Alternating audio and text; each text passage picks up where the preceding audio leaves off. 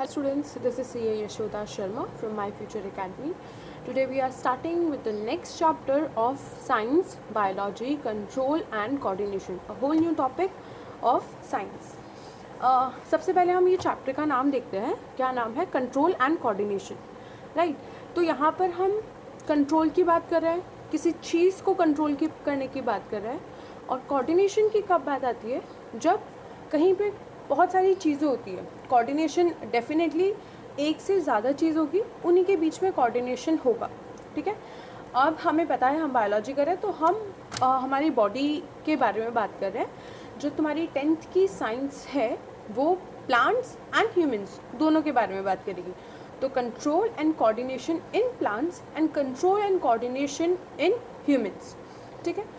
तो अब यहाँ पर किन चीज़ों को कंट्रोल करने की बात आ रही है? हमारे इंटरनल ऑर्गन्स, हमारे इंटरनल जो भी हम रिएक्शंस करते हैं, हमारी अंदर की जो भी चीज़ें हैं, हमारी बॉडी जिस तरीके से रिएक्ट कर रही है, जो भी चीज़ें हैं उनको कंट्रोल करने की बात आ रही है. ठीक है. क्यों कंट्रोल? आज हम देखते हैं हमारे हैंड्स में 5 फिंगर्स है. ठीक है. किसी के 2 थंब होते हैं, तो लेट इट 6. ठीक है.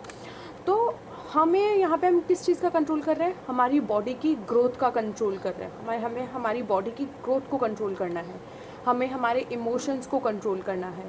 हमें हमारे ब्लड किस तरीके से बीट कर रहा है, किस तरीके से ब्लड प्रेशर, किस तरीके से ब्लड हमारे अंदर फ्लो कर रहा है, हमें सारी चीज़ों को कंट्रोल करना है. हमारे अंदर के एक एक सेल को कंट्रोल करना है. हमने 9th स्टैंडर्ड में सेल्स पढ़ा था. यस. हमारे अंदर वो जो छोटे छोटे इतने छोटे सेल्स हैं जिनको हम देख नहीं सकते, हम उनको कंट्रोल करने की बात कर रहे हैं. और कोऑर्डिनेशन, जो हमारे अंदर सारे ऑर्गन्स है, जो टिश्यूज़ है, जो सेल्स है, जो एक दूसरे के अंदर जिस तरीके से वर्किंग हो रही है. जैसे हमने डाइजेशन देखा प्रीवियस चैप्टर के अंदर कि पूरा डाइजेशन का प्रोसेस किस तरीके से होता है, कितने कंट्रोल्ड एंड कोऑर्डिनेटेड मैनर के अंदर होता है. कि पहले फूड अंदर जाता है, फिर हम उसको च्यू करते हैं, फिर हमारा स्टमक, हमारी स्मॉल इंटेस्टाइन, हमारा लार्ज इंटेस्टाइन, ये सारे काम एक बहुत ही कोऑर्डिनेटेड वे में हो रहे हैं. ठीक है. सपोज़ अगर हमारा स्टमक अंदर जो जूसेस सीक्रेट होते हैं वो नहीं सीक्रेट करे, सपोज़ हमारे स्टमक के अंदर HCl सीक्रेट नहीं हो, तो क्या होगा? हमारा फूड प्रॉपर्ली डाइजेस्ट नहीं हो पाएगा. ठीक है. ये मैंने लिया है एक एग्जाम्पल. वहीं हमने ये भी देखा था कि किस तरीके से यूरिन पूरा बनता है. जो हमारा अनप्योरीफाइड ब्लड होता है, जिसके अंदर अमीनो एसिड यूरिया होता है, जिसको हमें हमारी किडनी प्योरीफाई करती है, हमने वो देखा था. उसका एक अलग फंक्शन है. ये सारे जो हमारी बॉडी के अंदर ऑर्गन्स है वो सेपरेट ऑर्गन्स है, लेकिन सब एक कोऑर्डिनेटेड वे में वर्क करते हैं. ठीक है.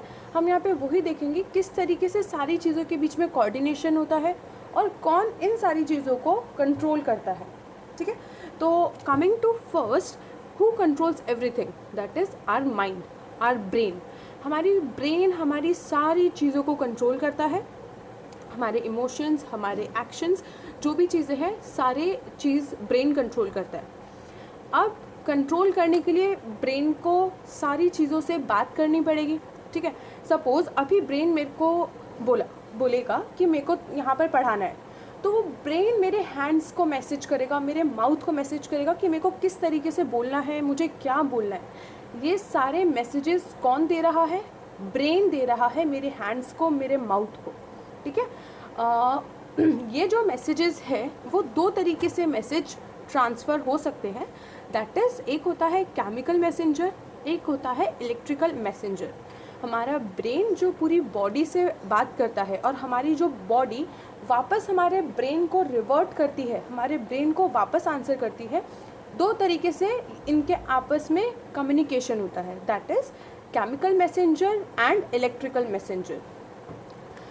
केमिकल मैसेंजर में जो केमिकल मैसेंजर दोनों में हो सकता है, plants and animals. Electrical messenger खाली एनिमल्स में होता है. पहले हम इलेक्ट्रिकल मैसेंजर की बात करते हैं. हमारे अंदर जो हमारा पूरा नर्वस सिस्टम है, हमारे अंदर जो नर्व्स है, वो इलेक्ट्रिकल मैसेंजर्स में प्ले करती है. ठीक है. हम कोई भी चीज़ को टच करते हैं, यहाँ से कोई भी चीज़ को अगर हमने टच किया, वो टच पहले इलेक्ट्रिकल इम्पल्स में कन्वर्ट होते हैं, क्योंकि हमारी नर्व्स खाली इलेक्ट्रिकल मैसेंजर्स पास कर सकती है, इलेक्ट्रिकल मैसेजेस पास कर सकती है. तो हम जैसे कोई भी चीज़ टच करते हैं, पहले वो मैसेज इलेक्ट्रिकल मैसेंजर में कन्वर्ट होते हैं, उसके बाद हमारे ब्रेन तक जाते हैं, ठीक है। अब अगर हम सोचें कि क्या ये नर्व्स हमारी हर एक बॉडी, हर एक सेल तक क्या टच है? क्या मेरी इलेक्ट्रिकल नर्व्स, क्या मेरी नर्व्स मेरे यहाँ फिंगर टिप पे है? तो यहाँ तो मेरे को कोई इलेक्ट्रिकल नर्व्स नहीं दिख रही है, कोई नर्व्स नहीं दिख रही है। तो यहाँ पर जो टच हो रहा है वो भी मेरे माइंड को कैसे पता चल रहा है कि फिंगर टिप पे मेरी कोई चीज़ टच हो रही है? उसके लिए यूज़ होता है chemical messenger, that are hormones. Again, जो हमारी नर्व्स है वो हमें इलेक्ट्रिकल मैसेजेस देती है, और जो हमारी केमिकल मैसेंजर्स है वो हमारे हॉर्मोन्स हमें पहुंचाते हैं। हमारे अंदर जो हॉर्मोन्स होते हैं वो हमारे हर एक सेल के पास होते हैं, ठीक है। वो हमें प्रोवाइड करते हैं केमिकल मैसेजेस।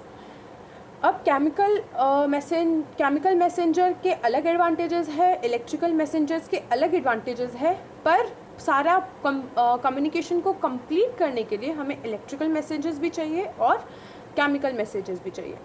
अब अगर हम बात करें कि प्लांट्स में, मैंने यहाँ पर ब्रेन के ऊपर कुछ सर्कल कर रखा है, वो मैंने इसीलिए कर रखा है क्योंकि हमारा जो ब्रेन होता है, हमारा जो माइंड होता है, जो हमारा ऊपर का जो सेरिब्रम होता है, उसमें ऐसे सर्कल होते हैं। तो एक पता करने के लिए कि एनिमल्स और नर्वस, ये मतलब एनिमल्स में होता है हमारा केमिकल मैसेंजर्स जो कि ब्रेन पूरा फंक्शन करता है, और नर्वस को भी पूरा ब्रेन फंक्शन करता है।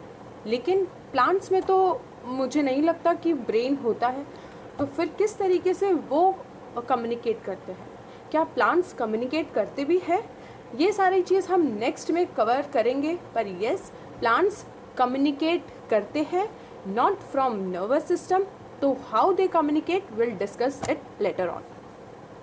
नेक्स्ट, अभी हमारा टॉपिक कवर नहीं हुआ है, हम खाली देख रहे हैं कि किस तरीके से हम आगे पूरे चैप्टर को कवर करेंगे।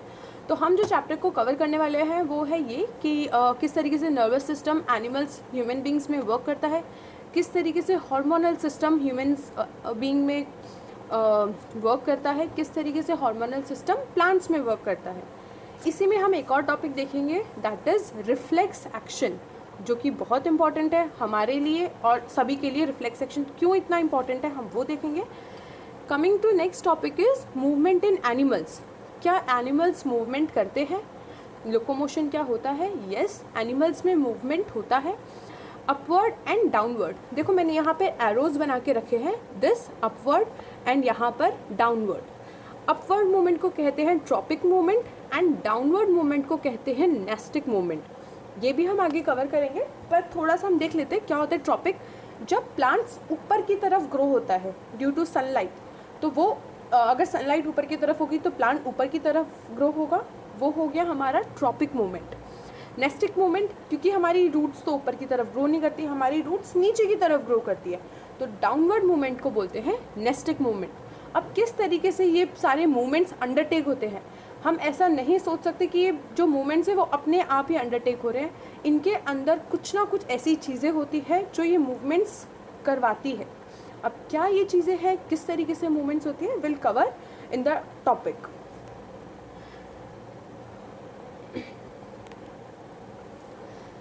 Coming to first topic is human brain. Human brain, हमारा जो पूरा ह्यूमन ब्रेन है, जो हमारा पूरा सिस्टम है, वो दो सिस्टम्स में डिवाइडेड है, that is central nervous system and peripheral nervous system. Peripheral, periphery हमने 9th स्टैंडर्ड में किया है। पेरिफेरल का मतलब होता है साइड में एंड सेंट्रल का मतलब सेंटर में, ठीक है। यहाँ पे मैंने एक डायग्राम बना के रखा है। सेंटर मतलब जो सेंटर में आ रहा है। तो हमारा जो पूरा ह्यूमन का ब्रेन है, उसको 3 चीज़ें रिक्वायर्ड होती है कम्युनिकेशन करने के लिए। First is brain, second is spinal cord and third are nerves, जो एक्चुअली ये मैसेज को ट्रांसफ़र करती है। ब्रेन पूरा कंट्रोल करता है, जो स्पाइनल कॉर्ड है वो मैनेजर है, एक तरीके से सारी चीज़ों को मैनेज करती है। ब्रेन जो है वो मैसेज देता है स्पाइनल कॉर्ड को। स्पाइनल कॉर्ड का ये फंक्शन होता है कि वो ये मैसेज कहाँ तक पहुँचाना है। ब्रेन ने सपोज मेरे स्पाइनल कॉर्ड को मैसेज दिया, ये हैंड का मूवमेंट, तो स्पाइनल कॉर्ड नर्व्स के थ्रू जाएगी और मेरे ये हैंड का मूवमेंट करवाएगी। ठीक है। तो टोटल हमारे माइंड को हमारे पूरे ह्यूमन ब्रेन को वर्क करने के लिए 3 चीज़ें रिक्वायर्ड है। First is brain definitely, second is spinal cord and third are nerves. अब ये पूरे सिस्टम को 2 कैटेगरी में डिवाइड कर दिया, that is central nervous system and first is central nervous system and second is peripheral nervous system. अब हमारी body के सेंटर में क्या आता है, brain and spinal cord. Brain and spinal cord क्योंकि सेंटर में आते हैं, यहाँ पर डायग्राम में है कि ब्रेन एंड स्पाइनल कॉर्ड ये सेंटर में आते हैं, इसीलिए सेंट्रल नर्वस सिस्टम कहलाए जाएंगे। और पेरिफेरल नर्वस सिस्टम में दैट इज़ जो हमारी सारी नर्व्स है वो आएगी पेरिफेरल सिस्टम में, जो भी सेंटर में नहीं है, क्योंकि हमारी नर्व्स पूरी ऐसे फैली हुई है, इसीलिए जो नर्वस सिस्टम है उसको पेरिफेरल नर्वस सिस्टम में कैटेगराइज कर दिया। तो brain and spinal cord will come under central nervous system, और सारी जो नर्व्स है, नर्व्स का जो फंक्शन है वो सारा का सारा चला जाएगा हमारा पेरिफेरल नर्वस सिस्टम में। ये हमने देख लिया, that is central nervous system जो है उसके अंदर ब्रेन एंड स्पाइनल कॉर्ड है, ये हमारा यहाँ पर कंप्लीट हो गया। पेरिफेरल नर्वस सिस्टम को हम 2 तरीके से पढ़ेंगे। Peripheral nervous system consist of nerves. अब जो नर्व्स है वो वापस से कैटेगराइज है under cranial nerve and spinal nerve, यानी हमारे अंदर जो नर्व्स होती है वो भी 2 कैटेगरी में डिवाइड है। एक को कहा जाएगा क्रेनियल नर्व, एक है स्पाइनल नर्व। क्रेनियल नर्व जो हमारे ब्रेन से निकलती है, जो हमारे स्पाइनल कॉर्ड से नहीं निकलती, डायरेक्टली ब्रेन से जो नर्व्स निकलती है वो है क्रेनियल नर्व। दैट इज़ जो हमारे चिक बोन में है, जो हमारे पूरे फेस में जो नर्व्स हैं वो स्पाइनल कॉर्ड से होके ऊपर की तरफ नहीं आती है, वो डायरेक्टली ब्रेन से निकलती है, तो वो हो गई क्रेनियल नर्व। और जो नर्व्स हमारे स्पाइनल कॉर्ड से निकलती है वो सारी आ गई under the category of spinal nerves. ठीक है, तो यहाँ पे 2 टाइप ऑफ नर्व्स हो गई, cranial nerve, spinal nerve. Cranial nerve जो हमारे ब्रेन से निकलती है और हमारी स्पाइनल नर्व्स जो हमारी स्पाइनल कॉर्ड से निकलती है। अब नर्वस सिस्टम जो है वो peripheral nervous system is categorised under 2, somatic nervous system and autonomic nervous system. देखते हैं सोमैटिक नर्वस सिस्टम क्या है। इसके अंदर एक वर्ड आएगा voluntary. Somatic nervous system control voluntary muscles, ये जो हम देख रहे हैं वॉलेंट्री। और यहाँ पर जो ऑटोनॉमिक नर्वस सिस्टम है वो कंट्रोल करता है हमारा इनवॉलेंट्री मसल्स। अब क्या मतलब होता है वॉलेंट्री और इनवॉलेंट्री का? वॉलेंट्री का मतलब जो भी चीज़ें हमारे कंट्रोल में है उन्हें बोलते हैं वॉलेंट्री। ये हैंड का मूवमेंट मेरे कंट्रोल में है, आइज़ ब्लिंक करना मेरे कंट्रोल में है, मेरे माउथ का मूवमेंट मेरे कंट्रोल में है, मेरा हेड मूवमेंट मेरे कंट्रोल में है। जो भी चीज़ें हमारे अंडर कंट्रोल होती है वो सारी चीज़ें कम्स अंडर वॉलेंट्री मसल्स। और ऐसी जो भी चीज़ें हमारे कंट्रोल में नहीं होती that will come under involuntary muscles. ठीक है, अब इसका सबसे बड़ा example involuntary muscle heart is a muscle, cardiac muscle जिसको बोलते हैं, तो heart will come under involuntary muscle. ठीक है, तो जो भी चीज़ें हमारे कंट्रोल में नहीं होती, ऐसी जो भी मसल्स हमारे कंट्रोल में नहीं होती वो है इनवॉलेंट्री मसल्स।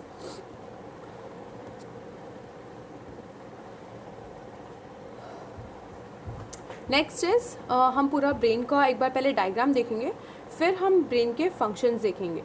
ब्रेन और न्यूरॉन, ये हमने 9th स्टैंडर्ड में देखा था, थोड़ा सा इसका पढ़ा था हमने। जब हमारे सेल्स आए थे तो हमने शेप ऑफ सेल्स किया था, जिसमें एमीबा का हमने शेप किया था और न्यूरॉन का शेप किया था। आज हम न्यूरॉन के शेप को, न्यूरॉन के फंक्शन को थोड़ा डिटेल में देखेंगे। पहले हम जाते हैं ब्रेन का पूरा जो स्ट्रक्चर है उसको हम क्लियरली समझते हैं। ब्रेन डिवाइडेड है 3 पार्ट्स में, that is fore brain, mid brain and hind brain. जो मैंने रेड में लिखा है fore brain, mid brain and hind brain. Fore brain के अंदर आता है सेरिब्रम। ये जो मैं बता रही थी, ये वाला स्ट्रक्चर जो मैंने ब्रेन पे बनाया था, ये पूरा है सेरिब्रम, जो कि मोस्ट ऑफ हमारा जो कंट्रोल है, जो वॉलेंट्री चीज़ें हैं, वॉलेंट्री फंक्शन है, वो कंट्रोल करता है, काफ़ी बड़ा है और हमारे सारे वॉलेंट्री फंक्शंस को कंट्रोल करता है। सपोज जैसे मेरा हैंड का मूवमेंट है तो तो कहीं ना कहीं सपोज़ यहाँ पर मैं से ले लेती हूँ, ये जो मेरा ब्रेन का पार्ट है वो मेरे सारे हैंड्स का फंक्शन को कंट्रोल करेगा, सारे मूवमेंट को कंट्रोल करेगा। सपोज़ मैं ले लेती हूँ ये वाला पार्ट, ये सारे सेंसेशन, सपोज स्मेल हो गया, टेस्ट हो गया, तो जो सेरिब्रम है उसका हर एक जो पार्ट है, हर एक जो है वो अलग अलग टाइप्स ऑफ फंक्शंस को परफॉर्म करता है। अगर हम आज बैठ के देखें तो हम दिन भर में कितने सारे फंक्शंस कैरी आउट करते हैं, तो वो पूरा जो है, जो हमारे वॉलंटरी फंक्शंस है, वॉलंटरी मतलब जो हमारे कंट्रोल में है, वो सारा जो फंक्शन है वो सेरिब्रम कंट्रोल करता है। हम यहाँ पे देख रहे हैं एक क्रेनियम और मेनिंजेस। ये कोई हमारे फंक्शन में एज एन इनका रोल नहीं होता, पर बहुत इंपॉर्टेंट पार्ट है। क्रेनियम क्या होता है, हम हमारे यहाँ पर हेड को भी टच करें तो बहुत ही ऐसे स्ट्रॉन्ग कोई हमारा स्कल है, ठीक है, तो ये एक प्रोटेक्शन प्रोवाइड करता है। क्यों? क्योंकि हमारा जो ब्रेन है वो बहुत ही सेंसिटिव है। अब इतने ज़्यादा सेंसिटिव ब्रेन के लिए अगर वो कहीं पे भी टच हो जाए तो कुछ भी डैमेज हो सकता है ना, और ब्रेन का कोई भी पार्ट अगर डैमेज होगा तो हमारी थिंकिंग एबिलिटी और सारी चीज़ें सब चली जाएगी। अब सबसे इम्पॉर्टेंट पार्ट ही हमारी बॉडी का ब्रेन है, तो इसीलिए ब्रेन को एक प्रोटेक्शन प्रोवाइड करने के लिए दिया गया है क्रेनियम, फाइन। और हम यहाँ पे देख रहे हैं मेनिंजेस, जो कि तुम्हारी बुक में नहीं है, इसीलिए मैंने इसको ब्रैकेट में डाला है। पर यहाँ पर हम देख रहे हैं कुछ 3 लाइन्स मैंने यहाँ पर बनाई है, इस तरीके से 3 लाइन्स बनाई है। मेनिंजेस क्या करता है कि सपोज अभी हमारा ब्रेन कहीं पे जाके बहुत ज़ोर से टकराया, ठीक है, तो एक अंदर ब्रेन को, स्कल के भी अंदर जो ब्रेन होता है उसको बहुत ज़ोर से झटका लग सकता है, ठीक है, और क्योंकि इतना सेंसिटिव है तो इतने ज़्यादा झटके हमारा ब्रेन एक्सेप्ट नहीं कर पाएगा। इसीलिए ये जो मेनिंजेस है, 3 अलग अलग टाइप्स ऑफ लेयर है, तीनों का अलग अलग फंक्शन है। हमारे अभी बुक्स में वो नहीं है, हम नहीं देखेंगे। ये मेनिंजेस क्या करता है, शॉक को एब्जॉर्ब करता है। कोई भी तरीके का अगर शॉक लगा, सपोज हम कहीं जाके टकरा गए, तो कोई भी तरीके का शॉक जो हमारे ब्रेन को लगता है, हमारे हेड को लगता है, ये मेनिंजेस उस शॉक को एब्जॉर्ब कर लेते हैं, तो बहुत कम डैमेज लगता है। डैमेज डेफिनेटली लगेगा, अगर डैमेज ही नहीं लगता तो आज इतने सारे एक्सीडेंट वगैरह हो रहे हैं, जो भी ब्रेन पे जो भी चीज़ें लग रही है, जो डिफेक्ट्स हो रहे हैं वो नहीं होते। पर ये मेनिंजेस का क्या काम है, उन जो डिफेक्ट्स है, वो जो लग रही है, वो जो एक्सीडेंट से जो भी कुछ हो रहा है उनको एब्जॉर्ब करता है, शॉक एब्जॉर्बेंट का काम करता है। ये हमारा हो गया fourth brain. Coming to next is mid brain. Mid brain हम यहाँ पर ये देख रहे हैं, ये है हमारा मिड ब्रेन, ठीक है। ये यहाँ पे इसके कुछ अलग वो नहीं दे रखे हैं, पर मिड ब्रेन का फंक्शन जो होता है वो इनवॉलेंट्री, मिड ब्रेन और हाइंड ब्रेन दोनों का जो फंक्शन है वो इनवॉलेंट्री मूवमेंट से रिलेटेड है। हम उसके नीचे देख रहे हैं यहाँ पर, ये जो है वो पिट्यूटरी ग्लैंड है, सबसे बड़ा ग्लैंड है और बहुत इंपॉर्टेंट ग्लैंड है, क्योंकि ब्रेन के जस्ट नीचे सिचुएटेड है, सेरिब्रम के नीचे सिचुएटेड है। इसके भी काफ़ी फंक्शंस हैं जो कि हम अभी नहीं देखेंगे, पर तुम्हारी बुक्स में है तो तुम्हें ये मेंशन करना ज़रूरी है। पिट्यूटरी ग्लैंड, ये नीचे आ गया यहाँ पर मेड्यूला, ठीक है। एक बार ये चैप्टर हो जाए, फिर ये जितने भी डायग्राम्स है या तो हम क्लास में लेंगे या फिर मैं एक वीडियो बनाऊंगी कि क्या इजी वे है ये सारे डायग्राम्स को बनाने का, तो वो चीज़ भी मैं ग्रुप में शेयर करूंगी कि किस तरीके से हम ये डायग्राम्स को इजीली बना सकते हैं। ओके, तो यहाँ पर हमारा हो गया first fore brain, next hind brain, mid brain and third is hind brain. Hind brain हमारा जो स्टार्ट होता है वो पूरा यहाँ से लेके स्टार्ट है। हाइंड ब्रेन के अंदर हमने यहाँ पे, मैंने लिखा क्यों नहीं है हाइंड, एक सेकेंड, कोई बात नहीं, ये इसमें तुम एक ऐड कर लेना। ये जो पूरा हमारा है वो पूरा का पूरा, ये इसके अंदर नहीं, ये न्यूरॉन आ गया नीचे, ये जो पूरा है वो हमारा है हाइंड ब्रेन। इसके अंदर ये जो है वो है मेड्यूला और यहाँ पर एक आएगा सेरिबेलम, ठीक है। बुक्स में से मैं प्लीज़ रिक्वेस्ट है यहाँ पर एरो करके लिख लेना सेरिबेलम। हाइंड ब्रेन के अंदर मेड्यूला और सेरिबेलम का भी बहुत इंपॉर्टेंट फंक्शन है। Hind brain and mid brain again हमारे इनवॉलेंट्री एक्शंस, इनवॉलेंट्री मूवमेंट्स को कंट्रोल करते हैं। किस तरीके से कंट्रोल करते हैं हम वो सारे फंक्शंस में रीड आउट करेंगे। Coming to next is neurons. हमने ये देख लिया कि ब्रेन स्पाइनल कॉर्ड के थ्रू सारे मैसेजेस भेजता है, और ऐसा ही नहीं है कि ब्रेन सारे मैसेजेस भेज दिया वहाँ पे कम्युनिकेशन ख़त्म।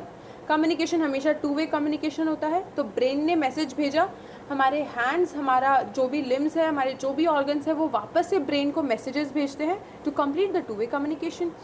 तो वो जो मैसेज पहुंचाने का काम है वो हमारी नर्व्स करती है।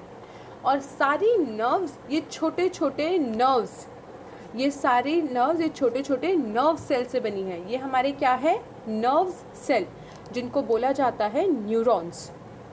इसका हम अलग से फंक्शन देखते हैं। ये है हमारा, इसके न्यूरॉन के अंदर ये है हमारा न्यूक्लियस। यहाँ पर आता है डेंड्राइट्स, ये है हमारे डेंड्राइट्स। यहाँ पर फर्स्ट टाइम मैसेज जाता है, इनके थ्रू मैसेज जाता है। ये है हमारे एक्सॉन। एक्सॉन में यहाँ पे हमारा जो मैसेज है वो इलेक्ट्रिकल मैसेज में कन्वर्ट होता है। क्यों? क्योंकि मैंने अभी बताया था जो हमारा पूरा नर्वस सिस्टम है वो इलेक्ट्रिकल मैसेंजर पे काम करता है। तो हमने कोई भी चीज़ को टच किया, वो इलेक्ट्रिकल मैसेज में कन्वर्ट होगा, नर्व एंडिंग पे जाएगा, और यहाँ पर अगेन एक और न्यूरॉन कनेक्टेड होगा। इस तरीके से हमारी सारी जो नर्व्स है उसके अंदर छोटे छोटे न्यूरॉन्स कनेक्टेड हैं, जो कि फाइनली जाके मीट होते हैं हमारे ब्रेन से, ठीक है। और वो मैसेज मिलता है हमारे ब्रेन को। अब सोचो, हम कुछ भी टच कर रहे हैं या कोई भी चीज़ कर रहे हैं, तो with in the fraction of seconds हमारे ब्रेन को मैसेज मिल जाता है। तो ये जो हमारा नर्वस सिस्टम है वो कितना ज़्यादा स्पीड में काम कर रहा होगा, ठीक है। उसके बाद जो हमारा आता है, ये हमारा हो गया न्यूरॉन, जो हमारे काम आएगा रिफ्लेक्स सेक्शन में भी हम ये देखेंगे एक बार वापस से।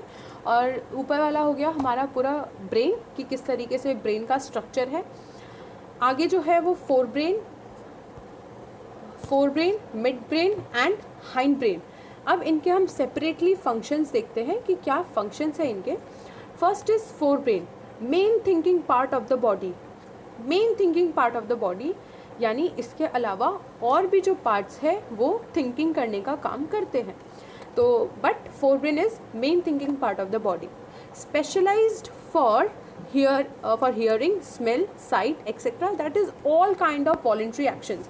सारे तरीके के वॉलंटरी एक्शन हम ऊपर डिस्कस कर चुके हैं। सारी तरीके के वॉलंटरी एक्शंस हमारा फोर ब्रेन करता है, जो कि फोर ब्रेन के अंदर सेरिब्रम जो पूरा पार्ट है वो परफॉर्म करता है, ठीक है।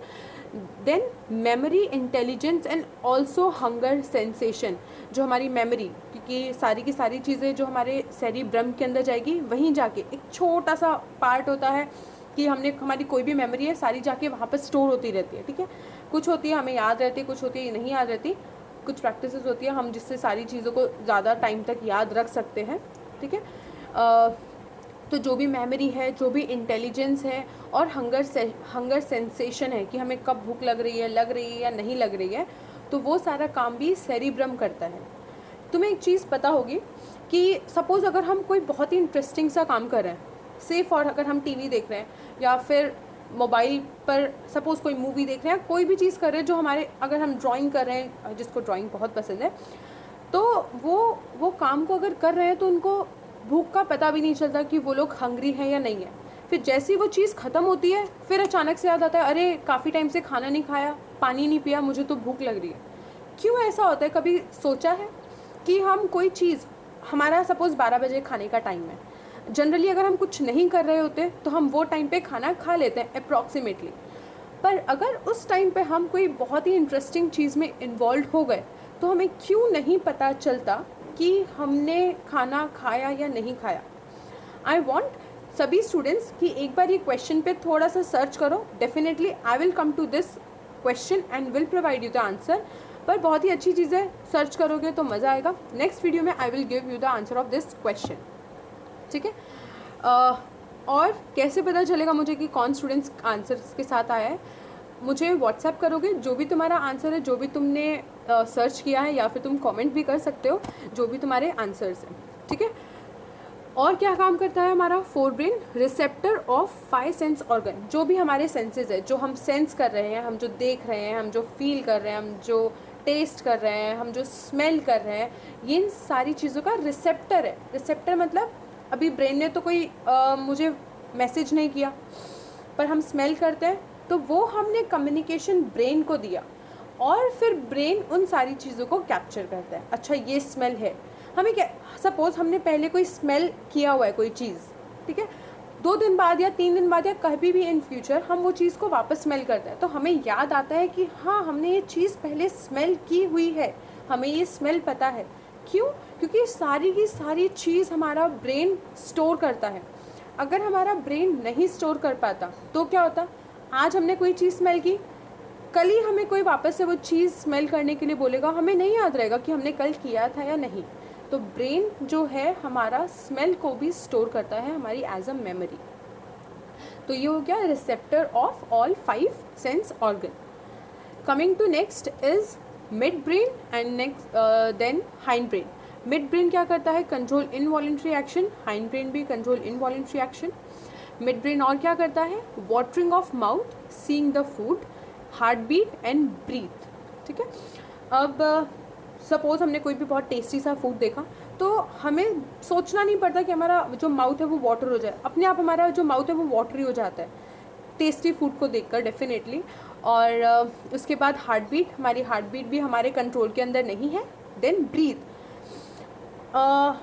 कोई लोग, काफ़ी स्टूडेंट्स का मेरे पास एक क्वेश्चन रहता है कि हम ब्रीथ को कंट्रोल कर सकते हैं, कि हमने सांस को रोक के रखा। हम सांस को रोक के रख सकते हैं, पर कुछ मिनट तक, कुछ नॉट मिनट, कुछ सेकेंड्स तक। कोई लोग होते हैं जो 1 मिनट 2 मिनट भी कर लेते हैं, पर मैं ऐसा बोलूँगी प्लीज़ ये प्रैक्टिस मत करना। तो हम कुछ देर तक सांस को रोक सकते हैं, ब्रीथ को रोक सकते हैं, पर उसके बाद ऑटोमेटिकली हमें ब्रीथ करनी पड़ती है। हम नाइट का एग्जाम्पल ले लेते हैं, अगर हम सो रहे हैं, ठीक है, तो हम हमारी ब्रीथ को नहीं रोक सकते, हम तब अनकॉन्शियस होते हैं, हम ब्रीथ पे कंट्रोल नहीं कर सकते। तो इसीलिए हमारा ब्रीथ पे कंट्रोल नहीं है, हमारी हार्ट बीट पे कंट्रोल नहीं है, और watering of mouth when seeing the tasty food. Next come to hind brain, it is also involuntary muscles को कंट्रोल करता है, इनवॉलेंट्री एक्शंस को। ब्लड प्रेशर, वॉमिटिंग, अभी हमने देखा था कि हाइंड ब्रेन के अंदर, एक बार वापस आते हैं यहाँ पर, ये जो है हमारा हाइंड ब्रेन है, ये हमारा हाइंड ब्रेन है, इसके अंदर एक मेड्यूला है, और मैंने यहाँ पर तुम्हें सेरिबेलम लिखने के लिए बोला है, और इसके अंदर एक और आता है पोन्स, ठीक है। उसका यहाँ पे फंक्शन नहीं दे के रखा है, तो हम मेड्यूला और सेरिबेलम का फंक्शन देखेंगे यहाँ पे, इन दोनों का क्या फंक्शन है। तो मेड्यूला क्या करता है, हमारा ब्लड प्रेशर, वॉमिटिंग, इसको कंट्रोल करता है। सपोज एकदम से वॉमिटिंग आई तो हम उसको कंट्रोल नहीं कर सकते, ठीक है, और हमारा जो ब्लड प्रेशर है उसको भी कंट्रोल नहीं कर सकते। नेक्स्ट जो सेरिबेलम का काम है वो ये है, walking in a straight line, riding bicycle, picking up pencil etcetera. ये सारी चीज़ें देखकर हमें क्या लग रहा है कि सेरिबेलम का मेन फंक्शन क्या है, हमारी बॉडी पोस्चर और हमारी बॉडी के बैलेंस को। सपोज़ अगर हम पेंसिल उठा रहे हैं तो ये, इसके लिए भी हमें हमारी बॉडी का बैलेंस चाहिए होता है, ठीक है। अगर हम बुक उठा रहे हैं तो उसके लिए बॉडी का बैलेंस चाहिए। अब स्टूडेंट्स बोलेंगे कि बुक उठाने में क्या बैलेंस चाहिए। फॉर एग्जाम्पल, अभी तुम सो के उठे हो और तुम्हें कोई बहुत भारी चीज़ उठाने के लिए बोल दे, तो तुम्हारा भी माइंड कॉन्शियस नहीं है, एकदम प्रॉपरली कॉन्शियस नहीं है, तो वो चीज़ उठाने में तुम्हें थोड़ा सा मेहनत लगेगी। क्यों? हमारा अभी ब्रेन पूरा एक्टिव नहीं हुआ है, हम सोए हुए थे, ठीक है। तो कोई भी चीज़ बैलेंस करने में, बैलेंस ऑफ द बॉडी में हमारा सेरिबेलम काम करता है। मेंटेनिंग द पोस्चर, हमारे बॉडी के पोस्चर को मेंटेन करने के लिए, तब हम वॉक करते हैं, तब हम बैठते हैं, ये जो हमारा पोस्चर है वो भी सेरिबेलम का ही फंक्शन होता है, ठीक है। तो आज हमने काफ़ी कुछ पढ़ लिया है, starting from control and coordination, हमने डेफिनेशन देखा था, किस तरीके से मैसेजेस ट्रांसफ़र होते हैं। मूवमेंट इन प्लांट्स, हमने देखा है कि हम आगे टॉपिक पढ़ने वाले हैं जो कि अभी हमने नहीं पढ़ा है, पर फिर भी हमें मोटा मोटी पता चल गया कि ट्रॉपिक मूवमेंट है और नेस्टिक मूवमेंट है। फिर हमने देखा पूरा जो हमारा ह्यूमन ब्रेन है वो किस तरीके से डिवाइडेड है, central nervous system, peripheral nervous system. Nerves, 2 type की नर्व्स होती है, क्रेनियल नर्व, स्पाइनल नर्व। जो नर्वस सिस्टम है वो somatic nervous system, autonomic nervous system. Somatic nervous system जो हमारे कंट्रोल में होता है, और ऑटोनॉमिक नर्वस सिस्टम इज जो हमारे कंट्रोल में नहीं होता। नेक्स्ट इज़, हमने पूरा ब्रेन का स्ट्रक्चर देखा, किस तरीके से ब्रेन के जो पार्ट्स हैं हमने वो सारे देखे, ब्रेन कैसे प्रोटेक्टेड होता है। हमने सारे जो 4 ब्रेन है, जो हमारे ब्रेन के पार्ट है, जो ऊपर वाला पार्ट है वो 4 ब्रेन हो गया, अंदर जो है वो मिड ब्रेन हो गया, और जो पीछे की तरफ एकदम स्पाइनल कॉर्ड से जाके टच होता है वो हो गया hind brain. Hind brain and mid brain हमारे इनवॉलेंट्री एक्शंस को कंट्रोल करते हैं। आज की वीडियो हमारी यहीं पे हम वाइंड अप करेंगे। आई ऑल्सो वॉन्ट कि सभी जाके यहाँ तक का चैप्टर पढ़ो। अच्छा, वन मोर थिंग, मैंने रिफ्लेक्स सेक्शन पहले नहीं लिया है। ये जो टॉपिक है वो ब्रेन वाला पार्ट है, तो तुम चाहो तो एक बार इंट्रो पढ़ के, जो टेक्स्ट बुक से उसका इंट्रो पढ़ के फिर तुम डायरेक्टली ब्रेन वाले पार्ट पे आओगे, तो दैट विल बी गुड। हम नर्वस सिस्टम में जो रिफ्लेक्स सेक्शन सिस्टम है वो हम नेक्स्ट वीडियो में कवर करेंगे।